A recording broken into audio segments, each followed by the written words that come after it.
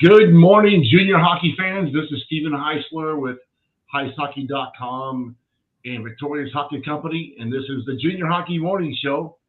We are on the World Sports Broadcasting Network, Facebook, Twitter. I think we're on YouTube somewhere.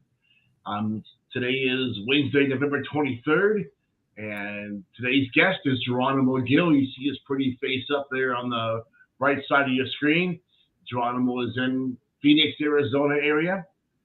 He's a retired Los Angeles Police Department sergeant, was a watch commander for a long time, LAPD hockey player, and a super parent, and one of our first client parents. We started running an advisory company a number of years back. Good morning, Jeronimo. How are you doing this morning? Tired and cranky. Good morning, Steve. How you doing? He was telling me about his coffee first thing. It was donut shop coffee, right out of the LAPD guidebook there. Is it good? Is it made in Mexico, or where is it made at? Costco. I don't know. Donut shop. It's the Costco big box of donut shop Keurig coffees. Oh, Costco has good coffee. So, I don't know if you know this, but the whole joke about donut shops with cops is because at night there was nothing to eat and nowhere to get coffee except the donut shops that were open 24 hours. So that's why cops get donut shop coffee. Incredible. So did you grow up in the Los Angeles area? There you go. Sorry. Yeah, I did. I actually grew up in Southern California. Yep. And how did you get into law enforcement in the first place? I was actually working at Northwest Airlines as a Samsonite gorilla, destroying people's luggage.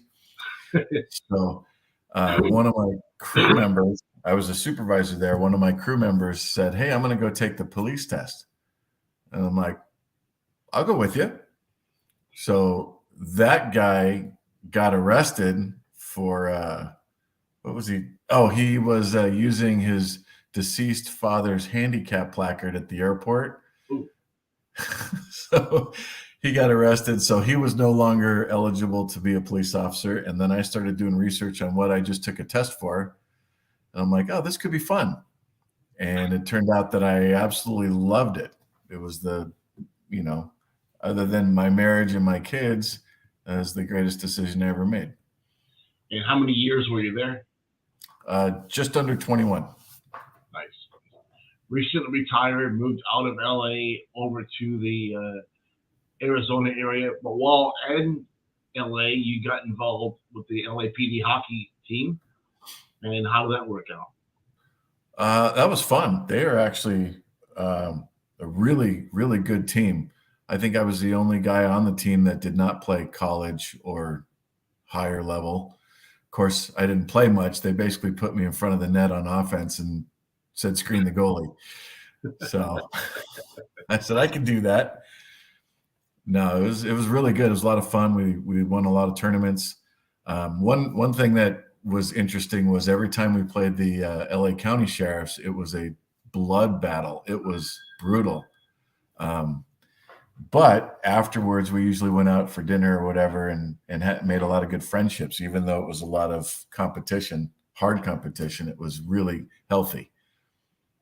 So hockey players are a team environment. Law enforcement is a team environment. Would you suggest that as a career for retiring players? It could be, depending on your temperament. Like, for example, if you're a fighter and you get riled up all the time over everything, it may not be for you, because you really, if you think on the ice people goad you and get under your skin, you should try dealing with some suspects and some family members of suspects, because that is half of what you deal with, is trying to keep your cool in a crisis situation. It's usually somebody, poking at you and talking smack, and you've got to maintain your composure. So what would be the biggest pros and cons of that for a hockey player? That's an interesting question. So the pro, like for a hockey player, the pros would be on the ice. Hockey players are really good at thinking on the fly and adapting and adjusting to the game. So it's the same thing in police work. You have to adapt, adjust as things are developing, and you've got to be able to see both the big picture and the little picture, and work through it all and make decisions really quick. So hockey players, they have that affinity, and it's a really good thing. Their minds work faster than most other athletes and most other people, just because the game's so fast. But then, like I said, the cons are going to be, that you have to keep your cool. You can't just fight because you didn't like something. Like if one of your players or one of your law enforcement guys gets in a use of force, and they get, let's say they get hit a couple times, once that person's in custody or controlled, you can't keep hitting. You can't. So you have to maintain your composure. So no 2 out of ones. What was that? Third man in is not a good thing, huh? Yeah, well, it depends. Third man in is a good thing if it's going in to actually control the suspect, but not going in to beat the crap out of them. So there's a difference there. So if that's an option for a player, what's the best degree programs for them to pursue in college? So what's funny is most law enforcement, they don't care what degree it is. If you have a degree, they'll take you. I got a degree in criminal justice, which means you have a better understanding of the whole policy procedure thing from start to finish. You have an idea of what happens in court and what those procedures are. You have an idea of what in custody means, and meaning what the prison system is like. So there's a whole thing that goes along with criminal justice. And if you want to go further, criminal justice, if you decide I like law enforcement, but I'd rather be an attorney, I want to be a prosecuting attorney or a defense attorney, criminal justice is a stepping stone for that. Psychology is also a good one because you are dealing with some crazy situations with some crazy people. They may or may not be diagnosed with anything, but I've seen officers with psychology degrees really do some good work as far as being able to talk their way and work their way through a situation verbally with people that are difficult to deal with. So, but any degree, don't get an AA. It's worthless. It kind of shows the department that you don't follow things through. So you can go in without a degree, but it's better to go in with a degree because you can't promote without one. But make sure you're getting a bachelor's in science or bachelor's in arts. It really doesn't matter, just the fact that you finished. An AA is nothing. Thanks a lot. So you have a couple kids, one girl and a hockey player. Tell us about Ryan and how his development in youth hockey came along. Well, when he was about 10 months old, he started kind of hobbling around, and I had all kinds of sports stuff, and he always picked up the hockey stick and would hit me with it. No, I'm just kidding. But he had the hockey stick, and he would hit balls, whatever balls. He would just hit him around the living room and stuff. Excuse me. When he was 4, his sister played on a roller hockey league, and so I don't know why they let him in because she was 8, but they let him on the team, and he scored his first goal there. And then that coach said, "Hey, your son should probably play ice hockey." All right. So we got him in there, and then it's been going on forever. One thing that I'm a big proponent of when it comes to development is different coaching. So there was a lot of kids that Ryan grew up with that stuck with the same team and stuck with the same coaches. For example, there was one player who was the prettiest skater I've ever seen, really fast, just a gorgeous skater, but he had the same coach from age 6 to like age, I think 16 or 18. And same position, same coach, never deviated. And then when he tried to play move on and play juniors, he couldn't handle it because he couldn't handle the new coaching style and the new system. Whereas with Ryan, we moved every year to every 2 years to a different coach, a different program. So no matter where he's at, he can adapt to whatever system's going on. When he left the LA area for junior hockey, that was a bit of an experience for you guys, wasn't it? Yeah, that actually it was. What was good was when he was 16, he went and played in Connecticut for a prep school. So that kind of gave us a really good precursor to junior hockey and having him go play somewhere else for junior hockey. So at least we had that kind of we already knew what it was like to bill it with somebody. We knew, so we got it a little bit earlier than some players. But it's still a wild. I mean, Denise, he's playing right now in Georgia, and my wife Denise hates it. She wants him home. The kid's 24. So he was one of the first players that kind of fall into the trap of the NCDC. Tell us about what happened with that. Well, so what's interesting with that is his coach for the NCDC was horrible. He talked a good game. And then when it came down time to it, what we found out was like he didn't know how to put players on the ice. So I don't know how he decided who was starting and who was not. So Ryan was getting very little ice time. But so your kids are taught to handle their own business, meaning to go talk to the coach and say, what do I need to do to get playing time? What do you want me to work on? And Ryan got pretty good at that. So he went to the coach, and what we found out was any kid that came to the coach and asked what they needed to do or how can they get more ice time, the coach would, after they left, turn to the assistant coaches and say, screw that kid, and give him less ice time. So it was like, as far as the NCDC, we didn't really have any we weren't there long enough to have any specific gripes about the NCDC itself. It was more the team and the coach. So, but the biggest problem was we waited too long to try to get out of it. And then when we went to Canada, which is the team we should have gone to first, but anyway, we got promised all kinds of, in the NCDC, you're going to get great exposure to colleges, et cetera. Which I don't know if that would have happened or not. But when Ryan went to Canada, then because of his length of time with the NCDC, Hockey Canada said, no, he can't play here. And that's when you guys got a hold of us. And yeah, I panicked because I didn't know what to do. It was mid-season, and I'm like, I don't know. So I called you. I'm like, can you help? And yes, you did. And thank you for that. That was, mid-season, you got him on a team in Topeka, Kansas. And even though that didn't quite work out, because that was a fire sale that we didn't know about at the time, it still got him playing instead of just ending the career because of Hockey Canada's. I think there was 2 kids involved in that, your son and then another kid from New Jersey, I think, as well.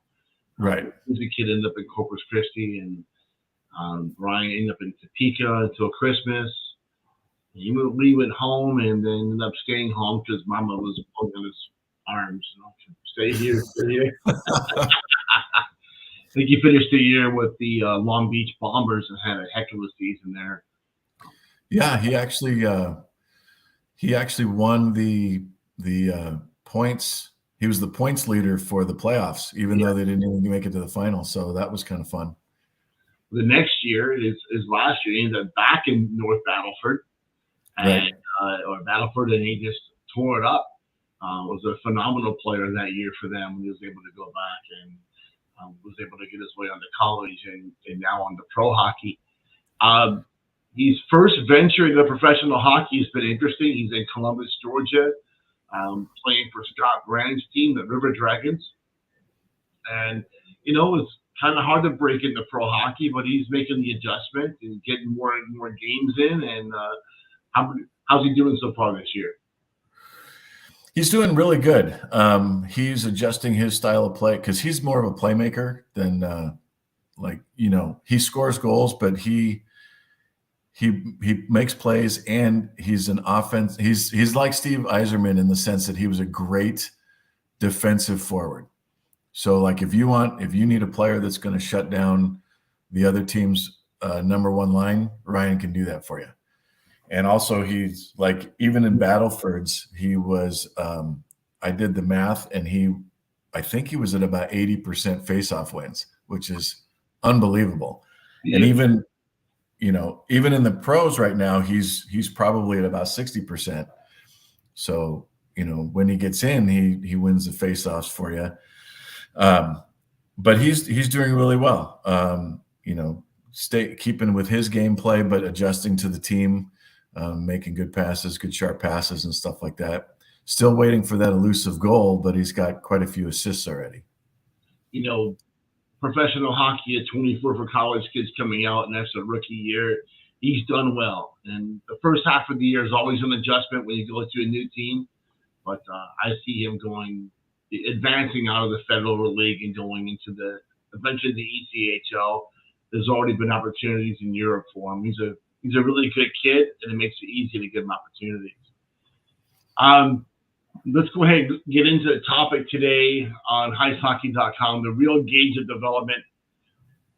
The U.S. National Team Development Program has been around for a while now.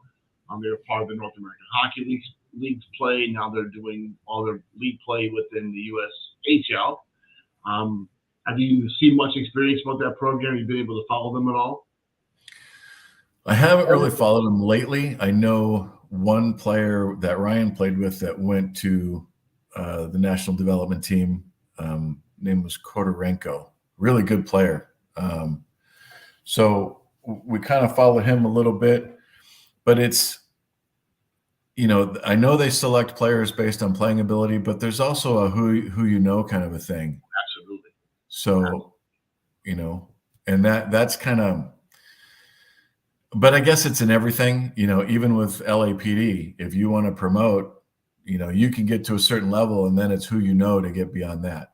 So, it's been interesting how they build that team over the years. John Van Beesbrook, the ex-goalie from the NHL, was now kind of running that program. Does a good job, taking a lot of the politics out of it, but some of it's still there. The American development model is a system they put in place to help develop the game. And privately operated facilities around the country are being forced to implement this model or face repercussions. And a lot of operators have been looking at other sanctioning opportunities for their youth programs in the buildings. And I think that's dangerous for the game. Have you been following all that stuff with the ADM at all? So it's so basically they're forcing one specific model for other teams to follow, or for every program in the country, and it includes for mites, cross ice, no full ice games at all. They're putting 2 or 3 games on at one time. It's been interesting. More kids are on the ice, and that's been good.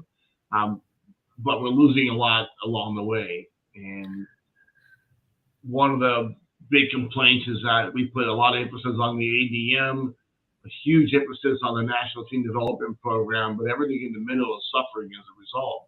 When the kids come out of youth hockey, they're not able to skate like the kids did before playing on full ice. So now we're making adjustments at the PB level and up, and it's been a challenge. But our system is like a piece of like a sandwich.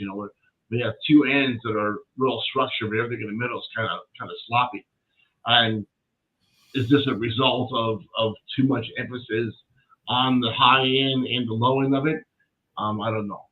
But right now, it seems like a lot of the kids that are getting coaching at the youngest level are getting coached by parents. And parent coaches are important.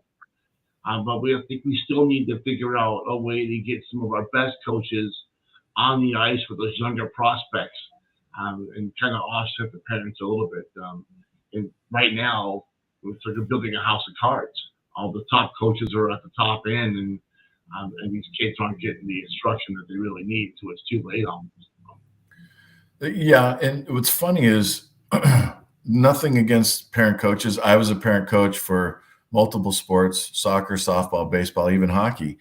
But a lot of parent coaches, Americans have this crazy concept of, like, for example, a lot of parents teach their kids, you got to score, you got to score, you got to score, when hockey is more about, like, if you watch a European soccer game, there's only like 2 to 3 goals per game. It's a chess game. And hockey is very similar to soccer. If you teach your kids how to play the game, the goals will come. If you're just driving like if you've got, excuse me, kids that are just told to score, they don't know how to play anything else. All they do is shoot and lose the puck. So when you've got parent coaches that are just doing that, and other coaches that are not controlling the parents, that are teaching their own kids to do this, and the coaches aren't saying, hey, this is how we play the game. I'm the coach, you're not. Anyway, so it goes back to, the American mindset of, we've got to score, we've got to win, instead of developing the game. So get those parent coaches to understand a lot more of the game better and stop focusing on the goals and focusing on the gameplay. And then in the middle, we need to have coaches that, with travel hockey, it's important to win games, right?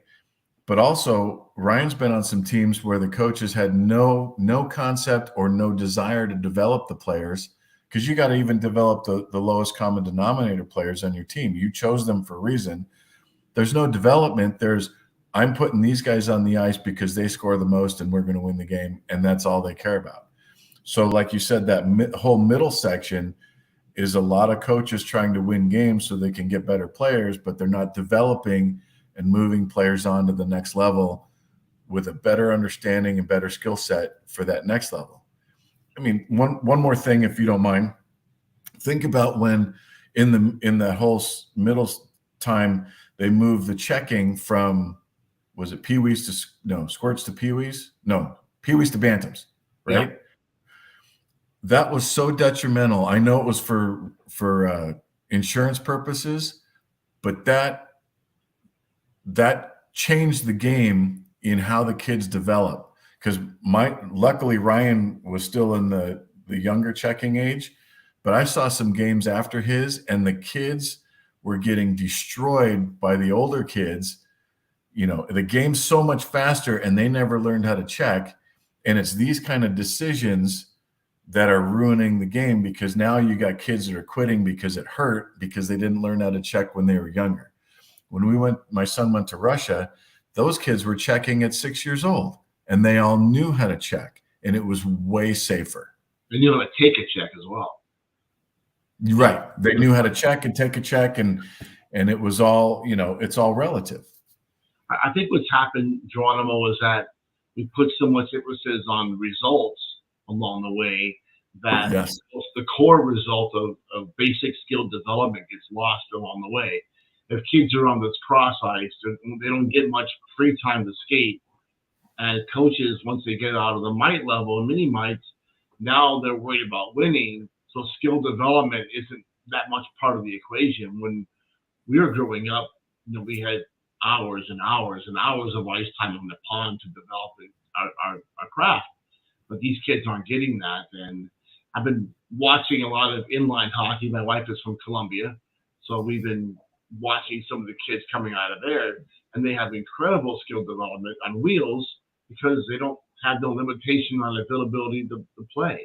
They're out there on a basketball court for 6 hours at a time, and no boards, just control, and you learn how to control a puck or a ball when you have to go chase it afterwards when it goes out of bounds, right? On the pond, dig it out of a snow berm, but in these South American countries where they're playing stickball or with wheels, really, they have incredible control because they don't want to chase the ball. And that's for the kids that have been able to transition from wheels to ice. I think that's been their advantage. Austin Matthews is one of those kids. He's one of the best players in hockey right now in Toronto. And he started out on wheels because he's a really half Hispanic kid like my kid and your kids, and that's all they had available to them. And when Ice came along later on, he transitioned and did well. I think American kids need more free time on ice. More skill development, more time to play with the puck, more time to skate. We see so many skating problems at the junior level, and the kids, hey, I'm a hockey player, but your skating is horrendous. You're never going to get past this level. You're in the USPHL elite or a 3HL team on the fourth line, and you're not going to get any better because you didn't practice your craft. The most important part of hockey is skating. If you don't have that, there's no use going to the next step. And a lot of kids are worried about hitting, scoring goals, assists, being this or that. But let's work on development more. We spend a lot of emphasis now on the off season where kids want to go to showcase events and this tryout and that tryout. We say, hold on a second, stop that. We'll work on your opportunities for next year, but let's work the off season on skill development. Let's go find a place for you to skate. Let's go find a place to work on your edge work and work on your stick handling, and that's an important part of development. And even at kids at age 18, we're still doing the same thing because there's still work to do. And the kids willing to do that work, they'll be able to move up the ladder of development. The kids who are busy messing around all during the off season and spending, thousands of dollars on all these showcase camps, one after the other, every other weekend. It's ludicrous to continue down that road without taking the investment and getting better. So. You're right. And, for all you coaches out there, if you think about it, if you work on your player development during the season, you're going to end the season really strong. If you focus on just scoring goals and winning games from the beginning, the development doesn't come. And those coaches that are developing their kids throughout the season, they usually, come finish that season strong, sometimes win championships and stuff because they did the right thing with their kids. Very good. So over the course of Ryan's career, from mini mites to now, how has the inflation of hockey costs impacted your family? So as a police officer, I made pretty good money. For him to play hockey, I had to work a second job.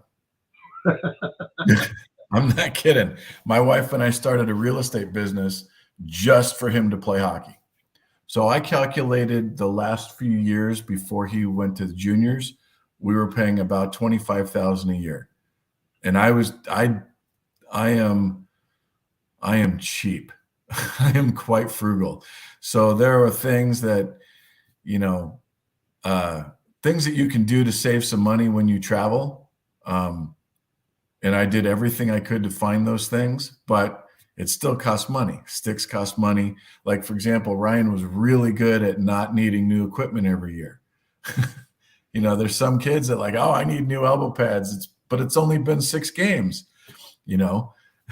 So I remember growing up and getting a tank of gas and there'd be a barrel of sticks that you got a free stick with a tank full of gas, and that's where we got sticks from for many years. But so what can we do as a game to make it more affordable for regular working families?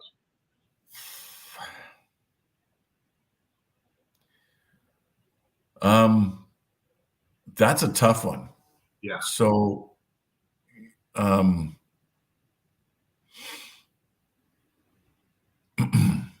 yeah, I really don't know. I don't have good answers for that because the ice and the tournaments are so expensive.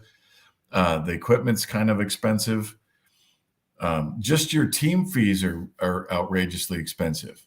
But I understand it because, coming from California, the ice, if you wanted to rent ice for broom hockey, it was $450 an hour. So, where do you cut those costs? So it's interesting because in other sports, the major league teams do more to develop the game in the local areas. And hockey's done some of that, and Dallas Stars have built and control hockey all over Texas now. The Panthers have some nice buildings around their facilities. All over the country, you see more and more of this, but we still haven't made that investment in the younger kids. And I think that inline hockey's done a lot of that for hockey. There's a lot more kids doing that than before, and the NHL has supported that. Um, I think there should be a way for us to identify some of the better players from the inline level and bring them over to ice and make it more affordable. Right. But then it comes back to, like, in California, there's a lot of inline hockey, but they don't maintain the facilities very well. So it's kind of crappy and it feels cheap.